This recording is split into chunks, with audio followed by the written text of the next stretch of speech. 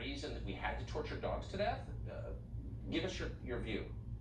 There's no reason for the disgrace that this experiment is, and unfortunately, it's just the tip of the iceberg of what's going on at NIH.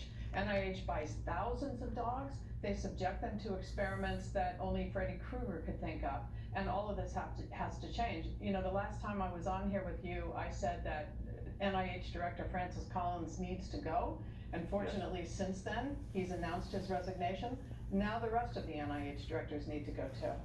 Well, that's exactly right. I mean, my sense from reading a lot about this is that many of these torture sessions, they're not even experiments, it's just torturing animals who love us and can't help themselves. This is driven by funding. So there's money available, so the experiment takes place, but it doesn't necessarily help science or any people. It's just they need to spend the money. That's what we know, and they spend about $19 billion of it every year on animal experiments, even though we know that these experiments are not going to find cures and treatments for human beings. And if you look at their other laboratories, right inside NIH's laboratory in Maryland, experimenter Elizabeth Murray, as we exposed last year, brain damages monkeys and then tries to frighten them in tiny cages with plastic snakes and spiders. This kind of experimentation goes on all the time. If you look at the Primate Center at University of Washington, they're full body irradiating monkeys, destroying their immune system completely.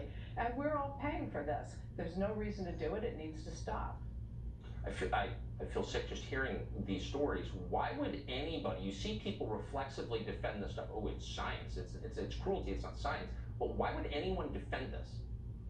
Defending the status quo seems to be the default position of some people, unfortunately. Yeah, but that's not how we progress as a society, and we have to get NIH to come to terms with this and remember that their constituency is not the animal experimenters.